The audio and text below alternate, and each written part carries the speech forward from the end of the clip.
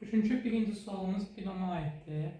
Bize verir ki kök altında 3, üstəgəl kök altında 3'ün üstü dərəcədən 2, üstündə 100. Bu binomun neçə həddi rasionaldır? Bunu həll etmək üçün biz əvvəlcə binomun düsturunda və ümumi şəklin formasını bilməliyik. Binomda ümumi şəklin forması belədir. Kombinezon n-dən k, n burada qüvvəti, k isə sıra nömrəsini göstərir. Birinci həddin üstündə 100 çıx k, ikinci həddin üstündə k. Deməli, indi bu kök altda 3'ü mən 3 üstü 100 böl k böl 2 kimi yaza bilərəm. Niyə? Çünki ikinci dərəcədən kök 3 üstü 2'də birinən eyni ifadədir.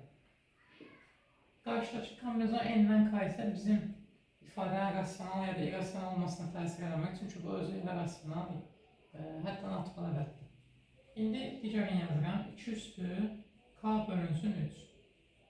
Əgər bizdə bu hasilin rasional olması lazımdırsa, onda hər bir vuruq rasional olmalıdır.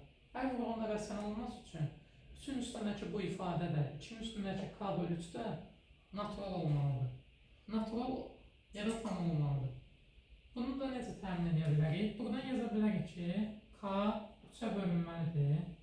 Yəni k, məsələn, 3n formasında olmalıdır.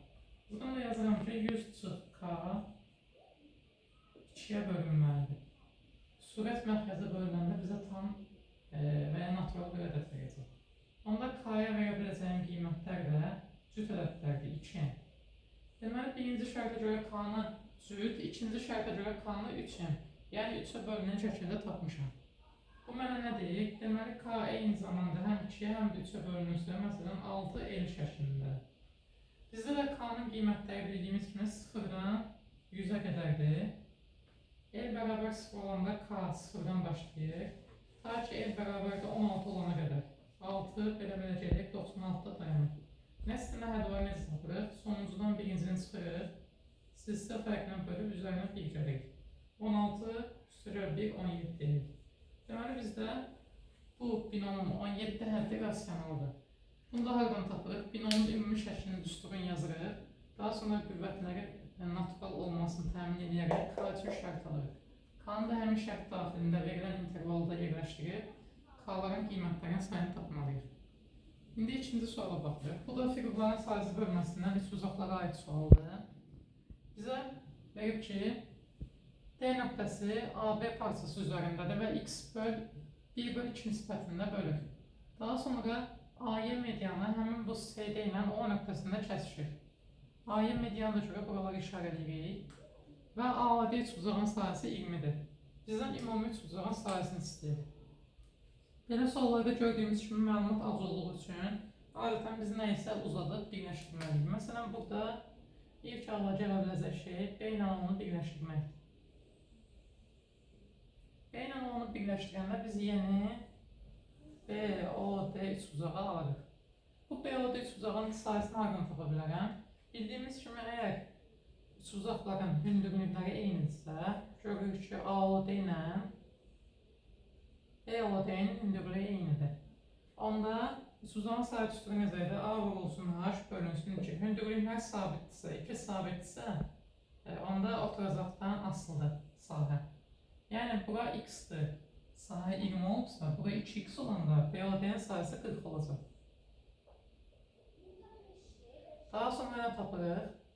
Burada eyni qaydada COD üçbucağı, COY və YOB kimi 2 üçbucağa ayrılır. Bunların da hündürlükləri ortaq olduğuna görə və oturacaqları medianla bölünüb bərabər olduğuna görə hər ikisinin sayısını S deyə bilərəm. Daha sonra buradan nə istifadə edib tapa bilərik? Burada AYB'nin sayısı 60 üstəgəl S olur. AYB. Daha sonra ASY'yə baxıram. Medianla bölünür, yəni bayaq kimi oturacaqlar bərabərdir və hündürlükləri ortaqdır. Buna görə də bura 60 üstəgəl S-dirsə, onda yuxarıda qalan S-də 60 üstəgəl S olmalıdır. S hissəsini mən görürəm. Deməli, Suzaq AOC'nin sahəsi 60-a bərabərdir.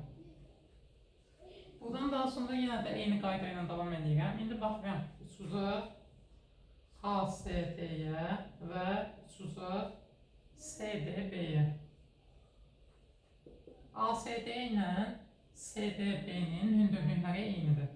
Nisbət onda deməli AD böl BD-yə, yəni 1 bölünsün 2-yə olmalıdır.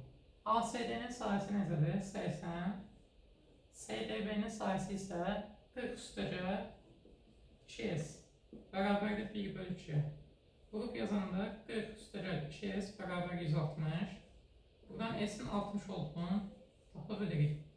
S 60 olandan sonra da ümumi Suzağın sahəsi 60, 60, 120, 120 vur 2, 240-a bərabər olacaq. Deməli, bu sualı həll etmək üçün yalnızca O və B-ni birləşdirirəm. Daha sonra o faktdan istifadə edirəm ki, əgər Suzaqların hündürlükləri ortaqdırsa, onda onların sahələrin nisbəti oturacaqların nisbətinə bərabər olmalıdır.